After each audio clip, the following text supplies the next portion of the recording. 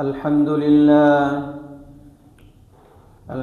لله نحمده ونستعينه ونستغفره ونؤمن به ونتوكل عليه ونعوذ بالله من شرور أنفسنا ومن سيئات أعمالنا من يهده الله فلا مضل له ومن يضلله فلا هادي له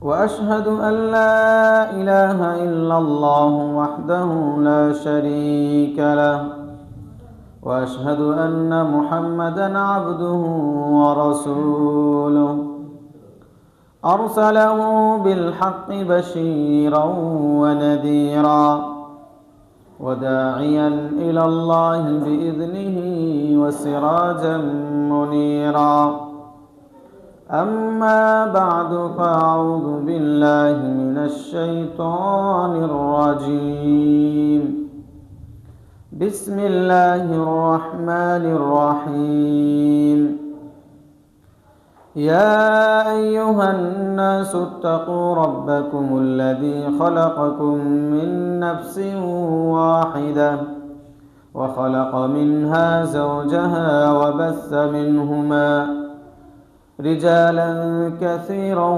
ونساء واتقوا الله الذي تساءلون به والأرحام إن الله كان عليكم رقيبا يا أيها الذين آمنوا اتقوا الله حق تقاته ولا تموتن إلا وأنتم مسلمون يا أيها الذين آمنوا اتقوا الله وقولوا قولا سديدا يصلح لكم أعمالكم ويغفر لكم ذنوبكم ومن يطع الله ورسوله فقد فاز فوزا عظيما فأعوذ بالله من الشيطان الرجيم بسم الله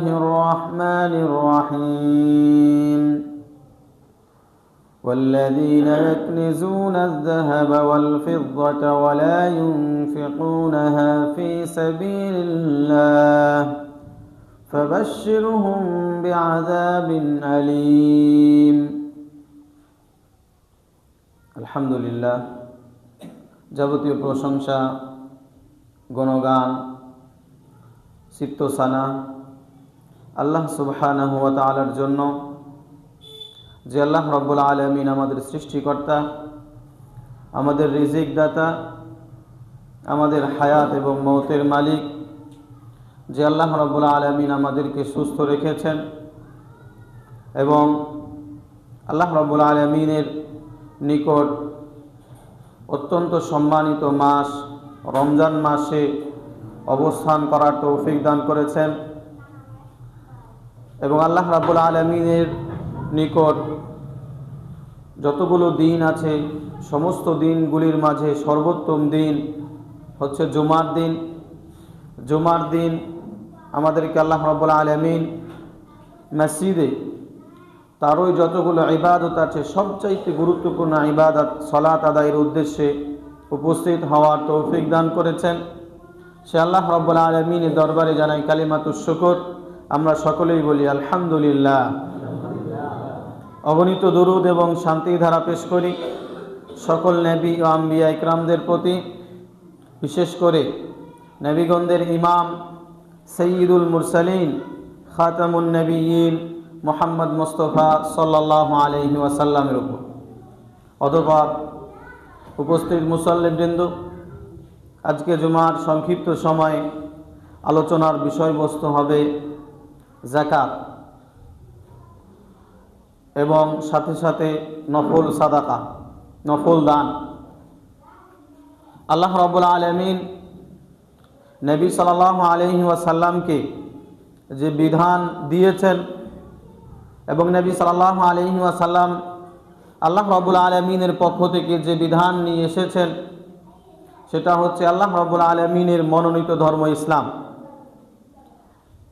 আল্লাহ রাব্বুল আলামিন কোরআনে ইরশাদ করেছেন, আল ইয়াউমা আকমালতু লাকুম দীনাকুম ওয়া আতমামতু আলাইকুম নি'মাতি ওয়া রাদিতু লাকুমুল ইসলাম দীনা। হে নবী, আজ কি তোমাদের জন্য আমি দিনকে পরিপূর্ণ করে দিলাম এবং আমার নিয়ামত দিয়ে আমি সন্তুষ্ট হয়ে গেলাম। সুতরাং আল্লাহ রাব্বুল আলামিনের পক্ষ থেকে নবী যা পেয়েছেন সেটা হচ্ছে ইসলাম। আর আল্লাহ রাসূল সাল্লাল্লাহু আলাইহি ওয়াসাল্লাম বলেছেন, বুনিয়াল ইসলাম আলা খামসিন, ইসলাম 5টি স্তম্ভের উপর ভিত্তি করে দাঁড়িয়ে আছে। তার মাঝে অন্যতম একটি ভিত্তি হলো যাকাত।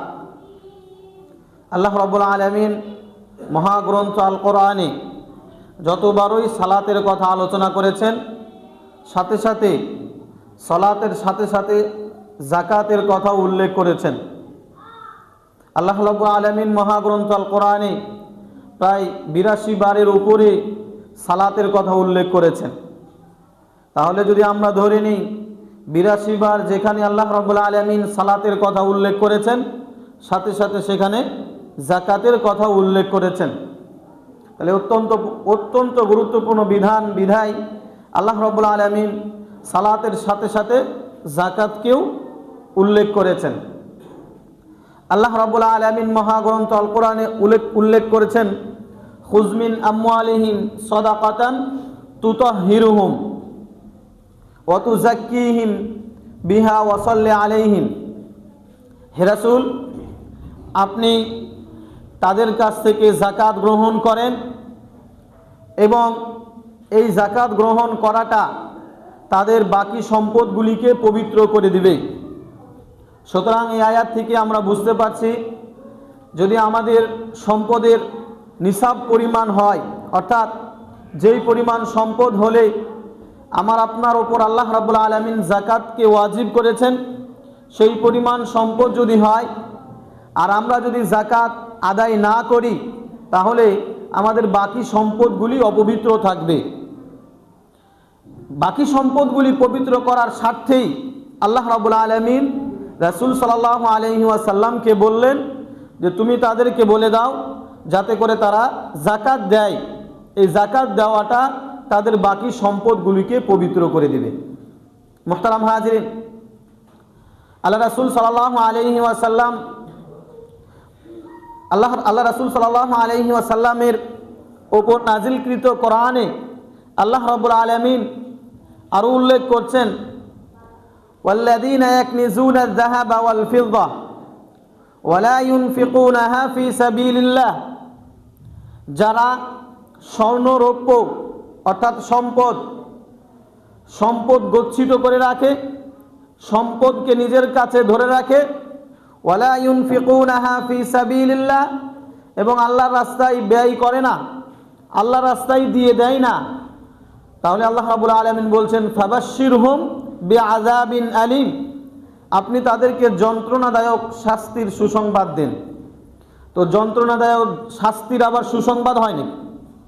শাস্তির যেটা মানে খারাপ সংবাদ, এটা তো আবার সুসংবাদ বলা যায় না।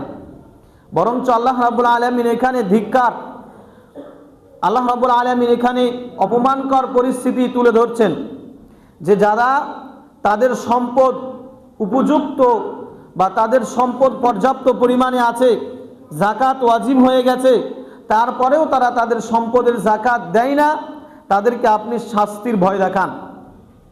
কি শাস্তি? ইয়াউমা ইউহমা আলাইহা ফি নারি জাহান্নাম ফাতুকওয়া বিহা জিবাহুহুম ওয়া জুনুবুহুম।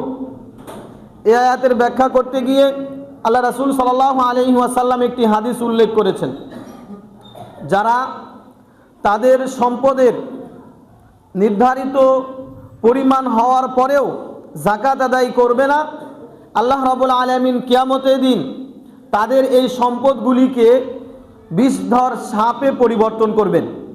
মানে তাদের এই সম্পদগুলি বিষাক্ত সাপে আল্লাহ রাব্বুল আলামিন পরিবর্তন করে দিবেন, অথবা আল্লাহ রাব্বুল আলামিন এই সাপগুলি তাদের শরীরে ছেড়ে দিবেন। ছেড়ে দিয়ে তাদের শরীরে সম্পদ, কিন্তু এটা সম্পদটাকে সাপে পরিবর্তন করে দিয়ে আল্লাহ রাব্বুল আলামিন তাদের কাছে ছেড়ে দিবেন, এবং যে সম্পদের যে মালিক, ওই মালিকের পুরা শরীর পেঁচিয়ে তারা মুখে দংশন করতে থাকবে।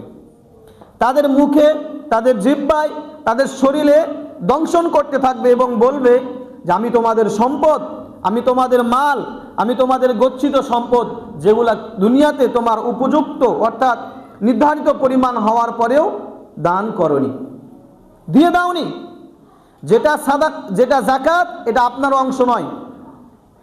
যেটা আল্লাহ রাব্বুল আলামিন ওয়াজিব করেছেন আপনার সম্পদ থেকে বের করিয়ে দিতে, এটা আপনার অংশ নয়, বরং আপনার সম্পদে অন্যের অংশ। আল্লাহ রাব্বুল আলামিন কোরআনে বলেছেন, ওয়াফি আমওয়ালিহিম হাক্কুন লিসসাইলি ওয়াল মাহরুম, তোমাদের সম্পদে, তাদের সম্পদে দরিদ্র এবং মিসকিনদের হক রয়েছে। দরিদ্র এবং মিসকিনদের হক রয়েছে। আপনি বসে যান। দরিদ্র এবং মিসকিনদের হক রয়েছে কাদের সম্পদে? যাদের সম্পদ যাকাত পরিমাণ হয়ে গেছে। এই যে যাকাত পরিমাণ আমার আপনার সম্পদ হয়ে গেল, এই সম্পদে দরিদ্রদের হক আছে, মিসকিনদের হক আছে। এজন্য আল্লাহ রাব্বুল আলামিন কাদেরকে যাকাত দেওয়া যাবে এটা উল্লেখ করতে গিয়ে বলেছেন, ইন্নামাস সাদাকাতু লিল ফুকারা ওয়াল মাসাকিন ওয়াল আমিলিনা আলাইহা ওয়াল মুআল্লাফাতি কুলুবুহুম। যারা ফকির, যারা মিসকিন, যারা নতুন ইসলাম গ্রহণ করতে চায়, যারা ঋণে আছে, এরকম ব্যক্তিদের প্রায় 8 প্রকার ব্যক্তিদেরকে আল্লাহ রাব্বুল আলামিন আমার আপনার ফরজকৃত যাকাত থেকে যে সম্পদটা বের হয়ে যাবে সেই সম্পদটা দিয়ে দিতে বলেছেন। যদি দিয়ে দিই আমারই লাভ। আমার লাভ কি? যে আমার বাকি সম্পদগুলি পবিত্র হবে। আর আমি যদি না দেই, সম্পদকে ধরে রাখি, তাহলে বাকি সম্পদগুলি তো পবিত্র হবেই না, সাথে সাথে এই সম্পদগুলিকে কিয়ামতের দিন আল্লাহ রাব্বুল আলামিন সাপে পরিবর্তন করে আমাকে ওইটাই দিয়ে শাস্তি দিবেন। তাহলে কি লাভ? সব কিছুর মালিক আল্লাহ রাব্বুল আলামিন। আপনি যে সম্পদশালী, আপনাকে সম্পদ দিয়ে আল্লাহ রাব্বুল আলামিন পরীক্ষা করছেন। আজকে আপনি সম্পদশালী, আপনি আজকে মালওয়ালা, মুহূর্তের মধ্যেই আল্লাহ রাব্বুল আলামিন আপনার সম্পদকে শেষ করে দিতে পারেন। আপনি গ্যারান্টি দিতে পারবেন না। আপনি এখানে আছেন আজকে ধনী, কিন্তু বাড়িতে যেতে যেতে যেতে আপনি ধনী থাকবেন কিনা এর নিশ্চয়তা আপনি দিতে পারবেন না। পারবেন না আপনি। অনেকে ধারণা করে যে আমি যদি আমার সম্পদ থেকে অন্যদেরকে দিয়ে দেই তাহলে আমার সম্পদ তো কমে যাবে। আমার সম্পদ তো কমে যাবে, কমবে না। আল্লাহ রাসূল সাল্লাল্লাহু আলাইহি ওয়াসাল্লাম বলেছেন, মা নাকাসাত সাদাকাতুম মিন মাল ওয়া মা যাদা আবদুন ইল্লা বিআফওয়িন। মানুষের ভুল ধারণা যে সাদকা করলে অর্থাৎ যাকাত দিয়ে দিলে তার সম্পদ কমে যায়, অথচ আল্লাহ রাসূল সাল্লাল্লাহু আলাইহি সাল্লাম বলছেন যে না, যাকাত দিলে তার সম্পদ আল্লাহ রাব্বুল আলামিন বৃদ্ধি করেন। কিভাবে বৃদ্ধি করবেন? কারণ আপনার সম্পদে, আপনি যে আপনার জমিতে চাষাবাদ করছেন, আপনার ধানের শীষে এটাতে ফল দিয়েছে কে? আল্লাহ রাব্বুল আলামিন। ওই ফলটা তো দানাও থাকতে না পারে, দানাটা দেন কে? আল্লাহ রাব্বুল আলামিন। সুতরাং সব কিছুর মালিক আল্লাহ রাব্বুল আলামিন। যখন আপনাকে আল্লাহ রাব্বুল আলামিন যেটা আবশ্যক করেছেন, যেটা আল্লাহ রাব্বুল আলামিন আপনাকে দিলেন, সেই সম্পদ থেকে ফকির মিসকিনদের যে হক, এটা যদি আপনি যখন বের করে দিবেন, আপনাকে আল্লাহ রাব্বুল আলামিন বাড়িয়ে দিবেন না? আল্লাহ রাব্বুল আলামিন যেমন বৃদ্ধি করতে পারেন, আল্লাহ রাব্বুল আলামিন তেমন কমিয়েও দিতে পারেন, কমিয়েও দিতে পারেন। আর আমি আপনি কখন যাকাত দিব? যদি যাকাত না দেই তাহলে কি পরিমাণ শাস্তি হবে, এটা আল্লাহ রাব্বুল আলামিন সুস্পষ্টভাবে কোরআনে উল্লেখ করেছেন। সুতরাং আমাদেরকে বিরত থাকা উচিত। যাদের নির্ধারিত পরিমাণ সম্পদ হয়ে গেছে, সেই সম্পদ থেকে যদি আমি যাকাত বের করে না দেই তাহলে আল্লাহ রাব্বুল আলামিনের কাছে আমাকে ধরা খেতে হবে। আরেকটা বিষয় স্পষ্ট করে নেওয়া উচিত, যাকাতের বিষয়গুলি যে আলোচনা করা হচ্ছে, যাকাত কিন্তু আল্লাহ রাব্বুল আলামিন 5 ধরনের সম্পদ থেকে আবশ্যক করেছেন। সব সম্পদ থেকে যাকাত আবশ্যক করেননি। যেমন ধরেন, আপনি আপনার বাড়ির আঙিনায় রসুন লাগিয়েছেন, বলেন তো ওই রসুন থেকে যাকাত হবে? হবে না। আপনার বাড়ির আঙিনায় আপনি টমেটো লাগিয়েছেন, আপনি খাওয়ার উদ্দেশ্যেই, ওই পণ্য থেকে জাকাত ওয়াজিব হবে না। কারণ জাকাত ওয়াজিব হওয়ার জন্য আল্লাহ রাব্বুল আলামিন 5 ধরনের সম্পদকে নির্ধারণ করেছেন। তার মাঝে এক ধরনের প্রথম সম্পদ হচ্ছে স্বর্ণ রৌপ্যের, স্বর্ণ এবং রৌপ্য। স্বর্ণ যদি আপনার 85 গ্রাম থাকে তাহলে অনেক দূর, 85 গ্রাম স্বর্ণ মানে কি অনেক দূর। তারপরে রৌপ্য যদি আপনার 595 গ্রাম থাকে রৌপ্য, এই পরিমাণ যদি স্বর্ণ রৌপ্য থাকে তাহলে আপনার ওপর স্বর্ণ এবং রৌপ্যের জাকাত ওয়াজিব, জাকাত ওয়াজিব। দ্বিতীয় ধরনের সম্পদ হচ্ছে উরুদুত তিজারা, ব্যবসায়িক পণ্য। ব্যবসায়িক পণ্য, ধরেন একই টমেটো যদি আপনি ব্যবসার উদ্দেশ্যে লাগিয়ে থাকেন তাহলে ওই পণ্য থেকে জাকাত ওয়াজিব হবে। একই পণ্য যেটা আপনি খাওয়ার জন্য লাগিয়েছেন সেটা ভিন্ন কথা, কিন্তু যেটা ব্যবসার জন্য লাগিয়েছেন সেটা থেকে আবার জাকাত ওয়াজিব হবে। উরুদুত তিজারা, ব্যবসায়িক পণ্য। ধরেন আজকের দিনে আপনি ব্যবসা শুরু করলেন, আজকে 1 লক্ষ টাকা দিয়ে ব্যবসা শুরু করেছেন। আগামী বছর এই দিনে আপনার সম্পদ যদি আপনি হিসাব করেন, দেখা গেছে আপনি 1.5 লক্ষ টাকার মালিক, যেটা ব্যবসা শুরু করেছিলেন আপনি 1 লক্ষ টাকা দিয়ে, তাহলে আপনাকে জাকাত দিতে হবে যেটা লভ্যাংশ, লভ্যাংশের 2.5 ভাগ, লভ্যাংশের 2.5 ভাগ। তাহলে 50,000 টাকা যদি আপনি পুরো বছরে লাভ করেন তাহলে অন্ততপক্ষে আপনার 1200 থেকে 1300 টাকা জাকাত হবে। 1200 থেকে 1300 টাকা জাকাত হবে। এটা ফকির মিসকিনদের হক। এটাও যদি আপনি না দেন তাহলে আপনি বলেন কোন জায়গাতে গেলেন? যে আল্লাহ রাব্বুল আলামিন আপনাকে 50,000 টাকা লাভের সুযোগ তৈরি করে দিলেন, লাভ হলো আপনার ব্যবসায়, সেখানে আল্লাহ রাব্বুল আলামিন ফকির মিসকিনদের জন্য 1 থেকে 1200 টাকা পর্যন্ত জাকাত ওয়াজিব করলেন, সেটাও আপনি দিচ্ছেন না। এটা হচ্ছে ব্যবসায়িক পণ্য। ব্যবসায়িক পণ্যের ওপর জাকাত ওয়াজিব হওয়ার জন্য এটা শর্ত যে আপনার লভ্যাংশের যে আছে সেটা থেকে 2.5 ভাগ আপনার আর বছর পূর্ণ হতে হবে। তাহলে দ্বিতীয় সম্পদ শেষ। প্রথম সম্পদ হচ্ছে স্বর্ণ এবং রূপা। দ্বিতীয় সম্পদ হচ্ছে উরুদুত তিজারা, ব্যবসায়িক পণ্য। তৃতীয় হচ্ছে আল আনআম, চতুষ্পদ জন্তু। চতুষ্পদ জন্তু, ধরেন আপনি 40টা ছাগল আপনার আছে, তাহলে একটা ছাগল জাকাত হবে, 40টা ছাগল। আর যদি এভাবে ব্যবসায়িক যেগুলি আপনার চতুষ্পদ জন্তুরও আবার নির্ধারিত পরিমাণ থাকার পরে আপনার জাকাত ওয়াজিব হয়। এটা ইনশাল্লাহ যদি এরকম কারো থাকে তাহলে পার্সোনালি জিজ্ঞাসা করেন, তাহলে সুবিধা হবে। এটা একটা গেল। আরেকটা হচ্ছে আপনার আর রিকাজ, গুপ্তধন। গুপ্তধন হচ্ছে যে আপনি মাঠে কাজ করতে গিয়েছেন, আর রিকাজ ওয়াল মাআদিন, গুপ্তধন বা খনিজ সম্পদ। মাঠে কাজ করতে গিয়েছেন, মাটি কাটার কাজ করেন আপনি, হঠাৎ একটা স্বর্ণরৌপ্য টুকরা পেলেন, এরকম হয়তো হয়, ওই যে সম্পদটা, ওই সম্পদটা থেকে জাকাত ওয়াজিব। আরেকটা সম্পদ হচ্ছে যেটা আযজুরু ওয়া সিমার, আযজুরু ওয়া সিমার অর্থাৎ ফল ফলাদি, ফসল। এই ফসল থেকে জাকাত ওয়াজিব। ফসল থেকে জাকাত ওয়াজিব হওয়ার জন্য শর্ত আছে। শর্ত হলো এরকম যে আপনি আপনার জমিতে যে চাষাবাদ করছেন, সেই চাষাবাদের জমিটা পুরাপুরি যদি আপনি পানি সেচ দেন, মানে এখানে বৃষ্টির পানির কোনো সহযোগিতা নাই, বৃষ্টির পানির সহযোগিতা যদি না থাকে তাহলে আপনাকে 20 ভাগের 1 ভাগ দেওয়া লাগবে, 20 ভাগের 1 ভাগ। আর যদি আপনি পানি সেচও দিয়েছেন আর বৃষ্টির পানিও এসেছে, দুইটার সমন্বয় যদি হয় তাহলে আপনাকে 10 ভাগের 1 ভাগ জাকাত দেওয়া লাগবে। এটা উশুর বলে। কথা বুঝতে পারছেন?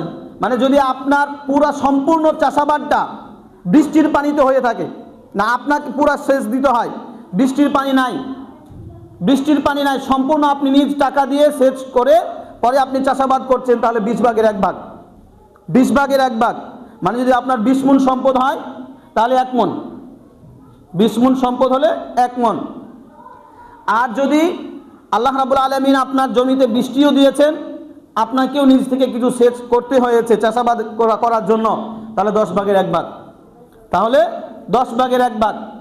এই যে 5 ধরনের সম্পদ বললাম, স্বর্ণরৌপ্য, ব্যবসায়িক পণ্য, আর হচ্ছে রিকাজ যেগুলো খনিজ সম্পদ, আর একটা হচ্ছে আপনার যেগুলি ফল ফলাদি, আরেকটা বললাম মানে 5 ধরনের সম্পদ থেকে আল্লাহ রাব্বুল আলামিন যাকাত ওয়াজিব করেছেন। এই সম্পদের বাইরে বাকি যেগুলি আছে সেগুলি থেকে যাকাত ওয়াজিব নয়।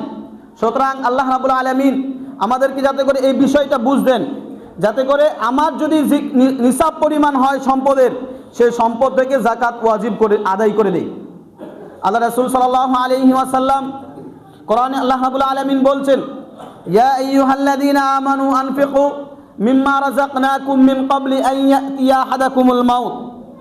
হে ঈমানদারগণ, তোমরা আল্লাহ রাব্বুল আলামিনের রাস্তায় দান করে দাও, অর্থাৎ দিয়ে দাও।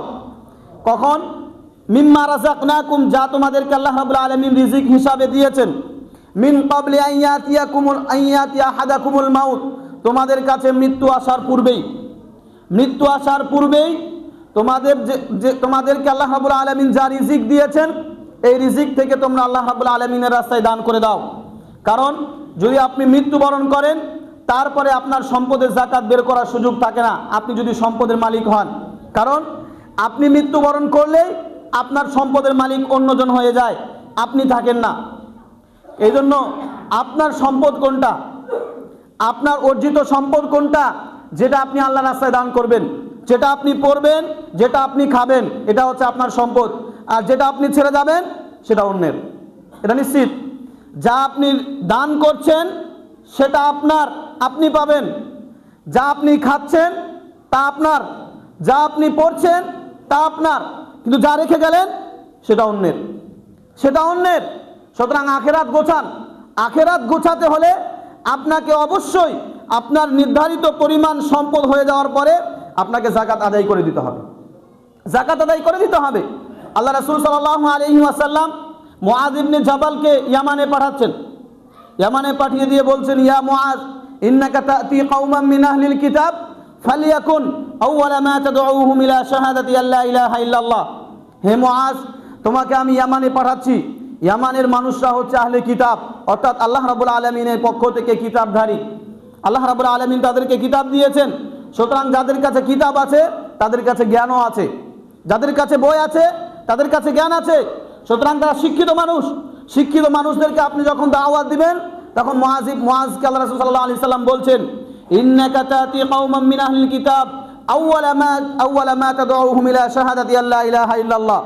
প্রথম দাওয়াত দিবে যে আল্লাহ ছাড়া সত্য কোনো মাবুদ নেই, মুহাম্মদ সাল্লাল্লাহু আলাইহি ওয়াসাল্লাম আল্লাহর বান্দা এবং রাসূল। যদি তারা এটা মেনে নেয়, যদি তারা এটা মেনে নেয়, তাহলে তুমি তাদেরকে বলবে যে আল্লাহ রাব্বুল আলামিন তোমাদের ওপর দিন এবং রাত্রি মিলে 5 ওয়াক্ত সালাত আবশ্যক করেছেন, 5 ওয়াক্ত সালাত আবশ্যক করেছেন।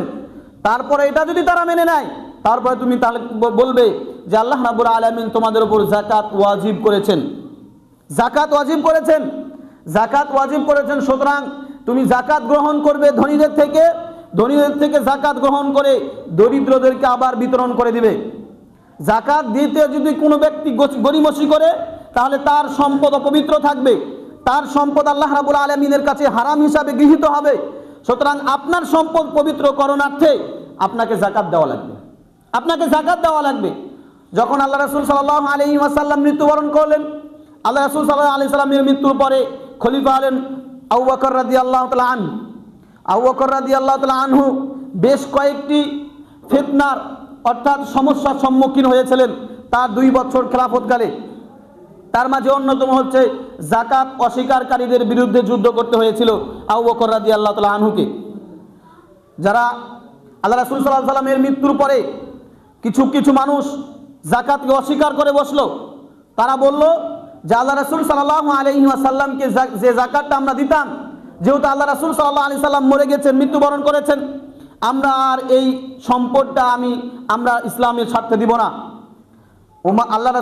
আবু বকর রাদিয়াল্লাহু তাআলা আনহু তখন বললেন যে লাউ মানাউনি ইকালান, আল্লাহ রাসূল সাল্লাল্লাহু আলাইহি ওয়াসাল্লামের জামানায় যাকাত আদায়কারী ব্যক্তি যাকাতের যে পণ্য, যে পশু, এই পশুর সাথে যে বেঁধে নিয়ে আসতে যে রশিটা নিয়ে আসতো, ওই রশিটাও যদি আজকের দিনে কেউ দিতে অস্বীকার করে তার বিরুদ্ধে আবু বকর যুদ্ধ ঘোষণা করলেন।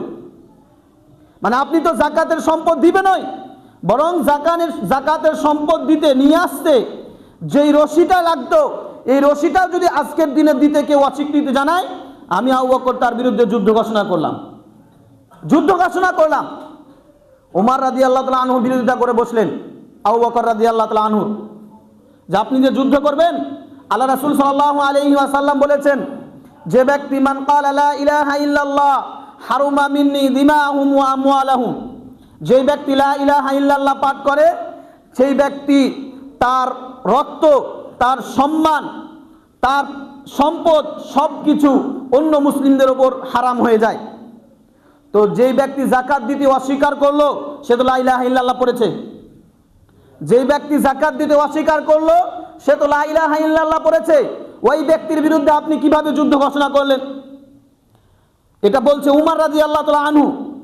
আবু বকর রাদিয়াল্লাহু তাআলা আনহু তখন উমর রাদিয়াল্লাহু তাআলা আনহুকে বলছেন, ইয়া উমর, হে উমর, ইসলাম গ্রহণের পূর্বে তুমি ছিলে অত্যন্ত বীর, অত্যন্ত সাহসী। ইসলাম গ্রহণের পরে তুমি কাপুরুষ হয়ে গেলে।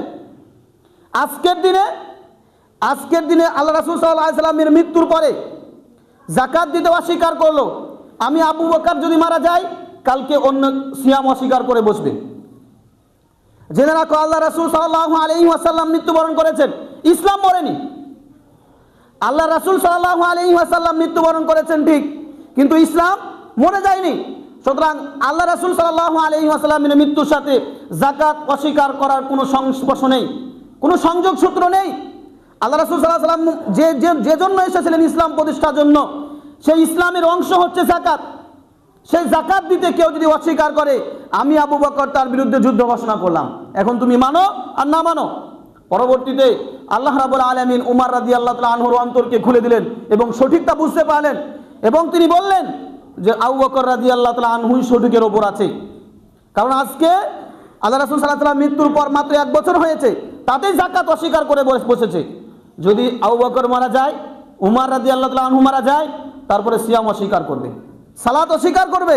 যদি আমি এই পথ তৈরি করে দেই যে না ঠিক আছে, আল্লাহ রাসূল সাল্লাল্লাহু আলাইহি ওয়াসাল্লামকে দিয়েছো, এখন প্রয়োজন নাই, তাহলে ইসলাম বলতে কিছুই থাকবে না 10 বছর পরে। আবু বকর রাদিয়াল্লাহু তাআলা আনহু মানেননি। যাকাত অস্বীকারীদের বিরুদ্ধে যুদ্ধ করেছেন। যুদ্ধে যে করবেন সৈনিক নেই। সৈনিক আছে কোথায়? সৈনিক আছে উসামা বিন যায়েদের বাহিনীর সাথে। উসামা বিন যায়েদের বাহিনী আল্লাহ রাসূল সাল্লাল্লাহু আলাইহি সাল্লাম রোম সীমান্তে পাঠিয়েছিলেন। এটা আল্লাহ রাসূল সাল্লাল্লাহু আলাইহি সাল্লাম যখন জীবিত ছিলেন তখনই পাঠিয়েছিলেন।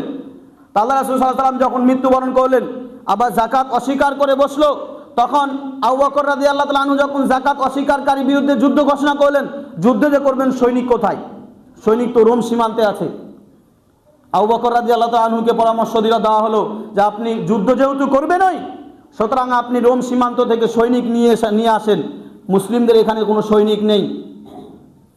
এখানে আবু বকর রাদিয়াল্লাহু তাআলা আনহু বললেন যে না, আল্লাহ রাসূল সাল্লাল্লাহু আলাইহি ওয়াসাল্লাম নিজ হাত দিয়ে যে সৈন্যবাহিনী রোম সীমান্তে পাঠিয়েছেন, আমার আবু বকরের এই ক্ষমতা নেই সেই বাহিনী ফেরত নিয়ে আসার। তাহলে নতুন বাহিনী তৈরি হবে এখানে, যেই বাহিনী মুরতাদদের বিরুদ্ধে অর্থাৎ যাকাত অস্বীকারীদের বিরুদ্ধে যুদ্ধ করবে।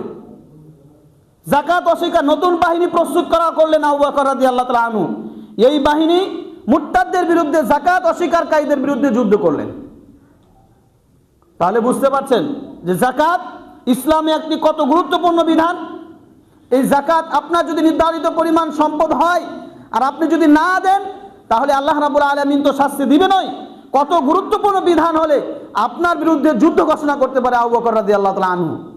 সুতরাং আল্লাহ রাব্বুল আলামিনের কাছে দোয়া করব, আল্লাহ রাব্বুল আলামিন আমাদের সকলকে যাতে করে যাকাতের ক্ষেত্রে কোনো ধরনের গরিমসি করার সুযোগ তৈরি করে না দেয়।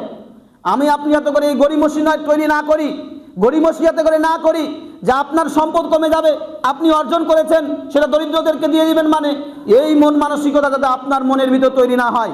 যদি হয় তাহলে আপনি অবশ্যই আবু বকর রাদিয়াল্লাহু তাআলা আনহু যেই মুরতাদদের বিরুদ্ধে যুদ্ধ ঘোষণা করেছেন, আপনিও সেই দলে যাবেন। সুতরাং উচিত নির্ধারিত পরিমাণ সম্পদ হয়ে যাওয়ার পরে আপনি আপনার সম্পদ ফকির মিসকিনদের যে হক, সেই হকটা বুঝিয়ে দিবেন। ফকির মিসকিনদের যে অংশ, সেই অংশটা বের করে তাদের কাছে পৌঁছে দিবেন। আল্লাহ রাব্বুল আলামিন আমাদেরকে সেই তৌফিক দান করেন। আমিন। বারাকাল্লাহু লানা ওয়া লাকুম ফিল কুরআনিল আযীম।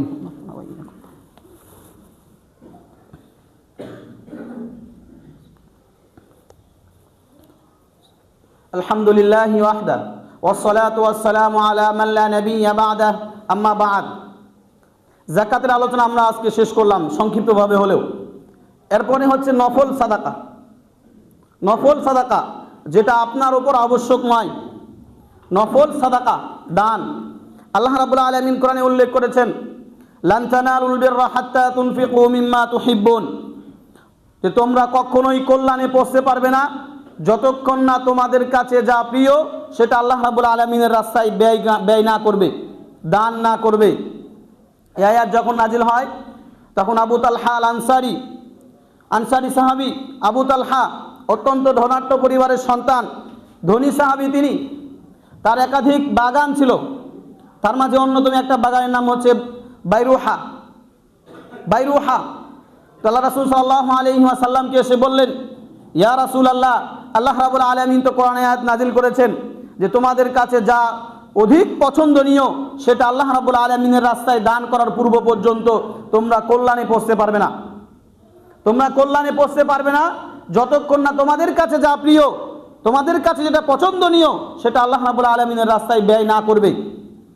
আমার যতগুলি বাগান আছে সবচাইতে পছন্দনীয় এবং আমার কাছে ভালোবাসার বাগান হচ্ছে বাগান বাইরুহা, যেটা মসজিদ নববীর সামনে ছিল। আল্লাহ রাসূল সাল্লাল্লাহু আলাইহি ওয়াসাল্লাম সেখানে বসতেন, সেখানে বিশ্রাম করতেন, সেখান থেকে পানি ভক্ষণ করতেন, পানি খেতেন। এই জন্য আল্লাহ রাসূল সাল্লাল্লাহু আলাইহি সাল্লামের এই মানে আবু তালহার এই বাগানটা আল্লাহ রাসূল সাল্লাল্লাহু আলাইহি ওয়াসাল্লাম যেহেতু বসতেন, সেখানে পানি পান করতেন, সেখানে বিশ্রাম নিতেন মসজিদ নববীর সামনে। এবং সবচাইতে বাজারজাত যদি বিক্রি করা হয় সবচাইতে বেশি মূল্য হবে ওইটাই। এজন্য আল্লাহ রাসূল সাল্লাল্লাহু আলাইহি সাল্লামকে এসে বললেন, আমার কাছে সবচাইতে প্রিয় বাগান হচ্ছে বাগান বাইরুহা, এই বাগানটা আমি আল্লাহর রাস্তায় দান করে দিলাম। আবু তালহা বলছেন, আবু তালহা তখন আল্লাহ রাসূল সাল্লাল্লাহু আলাইহি সাল্লাম আবু তালহাকে বললেন, থামো, এখনই দান করিও না। তোমার কোনো দরিদ্র ভাই ব্রাদার আছে কিনা, আত্মীয় স্বজন, তোমার কোনো চাচাতো ভাই আছে, তোমার কোনো আপন ভাই আছে, তোমার কোনো পাড়া প্রতিবেশী আছে যারা দরিদ্র? বলছে হ্যাঁ আছে। বলছে বাগানটা তুমি তাদেরকে বন্টন করে দিয়ে দাও, বাগানটা তুমি তাদেরকে বন্টন করে দিয়ে দাও। আল্লাহ রাসূল সাল্লাল্লাহু আলাইহি ওয়াসাল্লাম বলছেন, লা ইউমিনু আহাদুকুম হাত্তা আকুনা হাব্বা ইলাইহি লা ইউমিনু আহাদুকুম হাত্তা মা ইউহিব্বু লিনাফসিহি। এভাবে হাদিসটা আল্লাহ রাসূল সাল্লাল্লাহু আলাইহি সাল্লাম বলছেন, তোমরা ততক্ষণ পর্যন্ত পরিপূর্ণ ইমানদার হতে পারবে না যতক্ষণ না তুমি নিজের জন্য যা পছন্দ করছো তোমার ভাইয়ের জন্য তা পছন্দ না করবে।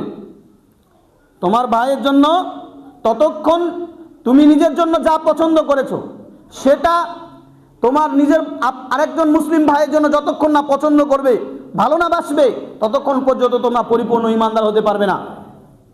মানে আপনি বাজারে গিয়েছেন, ঈদের মার্কেট করছেন, আপনার সন্তানের জন্য 10,000 টাকার জামা পোশাক কিনেছেন, 5,000 টাকার কিনেছেন, 500 টাকার কিনেছেন, কিন্তু দরিদ্র ব্যক্তির জন্য আপনার সন্তানের যেটা ব্যবহারকৃত পোশাক সেটা দিচ্ছেন।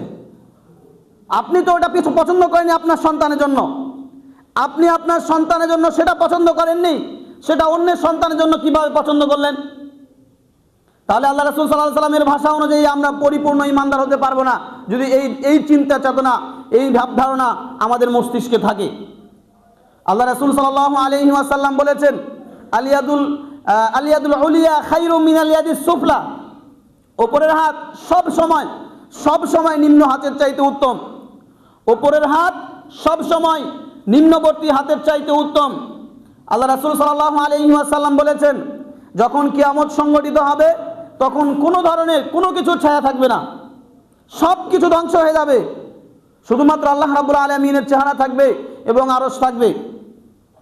সব কিছু ধ্বংস হয়ে যাবে, পাহাড় পর্বত গাছপালা যা কিছু দেখা যাচ্ছে সব কিছু আল্লাহ রাব্বুল আলামিন ধ্বংস করে দিবেন, শুধুমাত্র আল্লাহ রাব্বুল আলামিন আরশ থাকবে।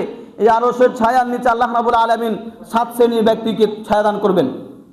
7 শ্রেণীর ব্যক্তিকে, তার মাঝে এক শ্রেণীর ব্যক্তি হচ্ছে ওই ব্যক্তি যেই ব্যক্তি তার ডান হাত কি দান করেছে বাম হাত জানতে পারলো না, বাম হাত কি দান করেছে ডান হাত জানতে পারলো না। অর্থাৎ কত গোপনে আল্লাহ রাব্বুল আলামিনের রাস্তায় দান করেছেন। তার মানে আমি এটা বলছি না যে প্রকাশ্য দান করা যাবে না, প্রকাশ্যও দান করা যাবে, প্রকাশ্যও দান করা যাবে। আল্লাহ রাসূল সাল্লাল্লাহু আলাইহি ওয়াসাল্লাম যখন মুতার যুদ্ধ সংগঠিত হয়, মুতার যুদ্ধের ক্ষেত্রে অনেক দূর অনেক দূর, সেখানে যেতে হবে, অনেক দিন থাকতে হবে, সৈনিকদের দীর্ঘ সময় এখানে অতিবাহিত করতে হবে।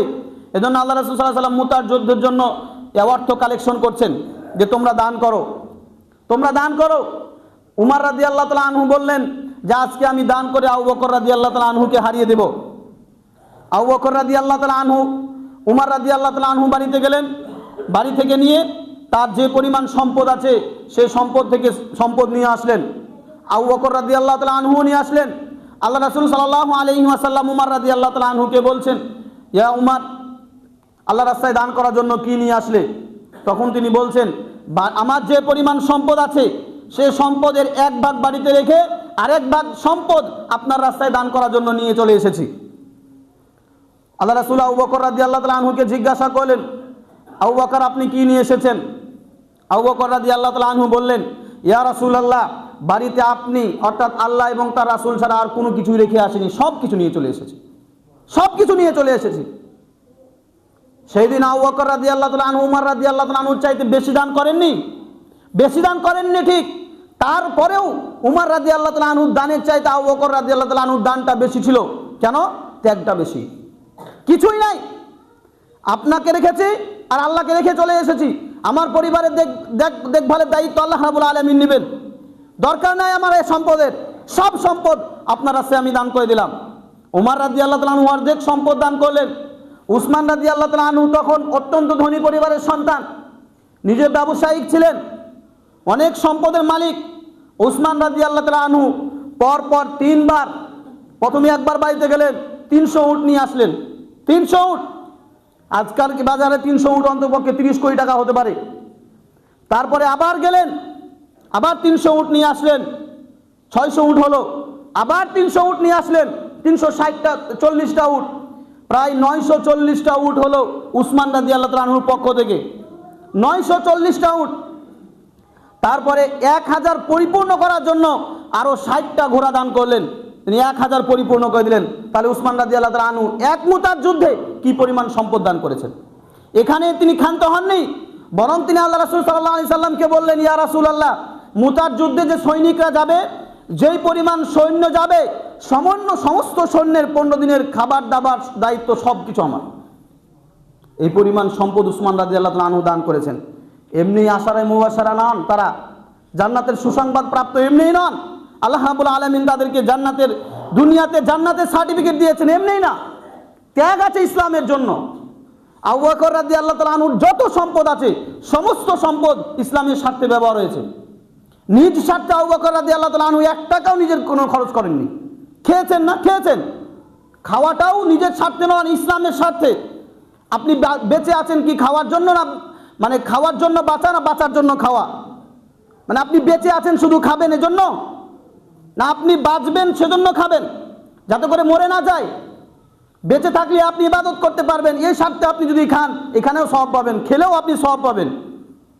উমর আবু বকর রাদিয়াল্লাহু তাআলা আনহু সারা জীবন, বেলাল রাদিয়াল্লাহু তাআলা আনহুর কথা আপনারা সকলে জানা আছে। বেলাল রাদিয়াল্লাহু তাআলা আনহু মুনিবের নাম উমাইয়া বিন খালফ।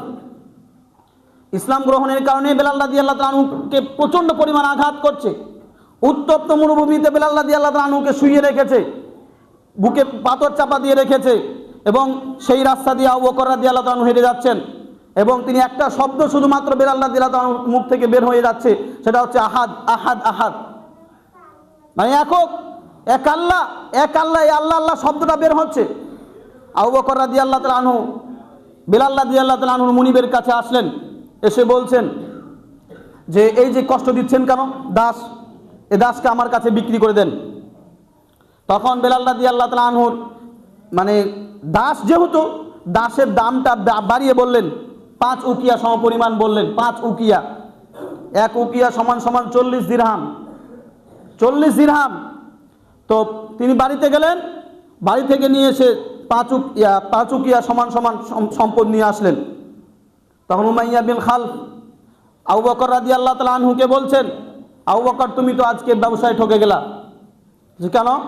বলছে বেলাল রাদিয়াল্লাহু তাআলা আনহুর দাম যদি আমাকে কেউ 1 উকিয়া দিত আমি দিয়ে দিতাম, তোমার কাছে আমি 5 উকিয়া দিলাম, মানে লাভ করলাম। আবু বকর রাদিয়াল্লাহু তাআলা আনহু তখন উমাইয়া বিন খালফি বলছেন, হে উমাইয়া বিন খালফ, শুনে রাখো, বেলাল রাদিয়াল্লাহু তাআলা আনহুর মূল্য যদি তুমি 100 উকিয়াও করতা, 100 উকিয়া করলেও আমি আবু বকর বাড়ি থেকে সম্পদ নিয়ে এসে সেই উকিয়া সমপরিমাণ সম্পদ পরিশোধ করে দিতাম। 100 উকিয়া করলেও। কেন? বেলাল রাদিয়াল্লাহু তাআলার মুখে যে শব্দ আছে আহাদ আহাদ, এই শব্দের ভালোবাসায়, 100 উকিয়া করলেও মানে 100 গুণ বেশি লাভ নিয়ে যদি তুমি বেলাল রাদিয়াল্লাহু তাআলাকে বিক্রি করতে চাইতে, তাও আমি কিনে নিতাম। এই পরিমাণ দান আছে। তো আমাদের সুন্দর সোনালী ইতিহাস আছে, সুন্দর আমাদের ভিত্তি সুন্দর আছে। তো সুন্দর সোনালী ইতিহাস থেকে ইতিহাসগুলি বা আমাদের ওই কিস্সা কাহিনীগুলি, সেখান থেকে ওই বিষয়গুলি আমাদেরকে উজ্জীবিত করে না কেন? যে ইসলাম দিয়ে আবু বকর রাদিয়াল্লাহু তাআলা আনহু সম্মানিত হয়েছেন, যে ইসলাম দিয়ে উমর রাদিয়াল্লাহু তাআলা আনহু সম্মানিত হয়েছেন, যে ইসলাম দিয়ে উসমান রাদিয়াল্লাহু তাআলা আনহু সম্মানিত হয়েছেন, সাহাবীরা সম্মানিত হয়েছে, দুনিয়াতে জান্নাতের সার্টিফিকেট পেয়েছেন, ওই ইসলাম এখন নাই? ওই ইসলাম তো এখনো আছে, কিন্তু সেই রকম ইসলাম প্রিয় মানুষ নাই, সেই রকম ইসলামের জন্য ত্যাগ স্বীকার করার মতো মানুষ নেই।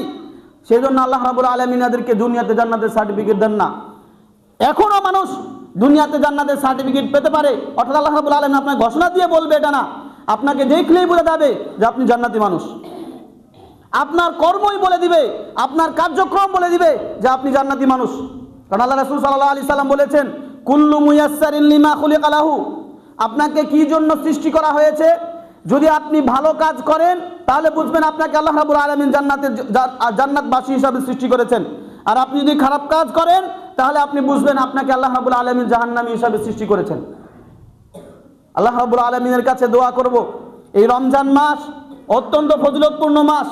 এখানে যেভাবে আপনি আপনার ওপর আরোপকৃত আবশ্যকীয় বিধান যাকাত দিবেন, এর পাশাপাশি অতিরিক্ত নফল সাদাকা অর্থাৎ দান করবেন। আপনি আজকে নিয়ত করুন, আপনার যদি নির্ধারিত পরিমাণ সম্পদ হয় তাহলে আপনি বাড়িতে গিয়ে হিসাবে বসবেন এবং আজকে বা 2 দিন 3 মধ্যেই আপনি আপনার সম্পদের যাকাত বের করে দিবেন। আর যাদের সম্পদ নিসাব পরিমাণ হয়নি তারাও যাতে করে এই রমজান মাসে সাদকা করা থেকে বিরত না থাকে, কারণ সাদকাই আপনাকে আল্লাহ রাব্বুল আলামিনের আযাব থেকে রক্ষা করবে। সাদকাই আপনাকে আল্লাহ রাব্বুল আলামিনের ক্ষমা পাইয়ে দিবে। আল্লাহ রাব্বুল আলামিনের কাছে দোয়া করি, আল্লাহ রাব্বুল আলামিন আমাদের সকলকে এই রমজান মাসে নির্ধারিত পরিমাণ সম্পদের যাকাত বের করে দিতে এবং অতিরিক্ত দান সাদকা করার তৌফিক দান করেন। আমিন। বারাকাল্লাহু লানা ওয়া লাকুম ফিল কুরআনিল আযীম। আউযু বিল্লাহি মিনাশ শাইতানির রাজীম। বিসমিল্লাহির রহমানির রহিম। ইন্নাল্লাহা ওয়া মালাইকাতাহু ইউসাল্লুনা আলান নবী ইয়া আইয়ুহাল্লাযীনা আমানু সাল্লু আলাইহি ওয়া সাল্লিমু তাসলিমা। আল্লাহুম্মা সাল্লি আলা মুহাম্মাদ ওয়া আলা আলি মুহাম্মাদিন কামা সাল্লাইতা আলা ইব্রাহিম ওয়া আলা আলি ইব্রাহিম ইন্নাকা হামিদুম মাজিদ। আল্লাহুম্মা বারিক আলা মুহাম্মাদ ওয়া আলা আলি মুহাম্মাদিন কামা বারাকতা আলা ইব্রাহিম ওয়া আলা আলি ইব্রাহিম ইন্নাকা হামিদুম মাজিদ। ربنا ظلمنا أنفسنا وإن لم تغفر لنا وترحمنا لنكونن من الخاسرين. ربنا آتنا في الدنيا حسنة وفي الآخرة حسنة وقنا عذاب النار. ربنا هب لنا من أزواجنا وذرياتنا قرة أعين واجعلنا للمتقين إماما. رب ارحمهما كما ربياني صغيرا.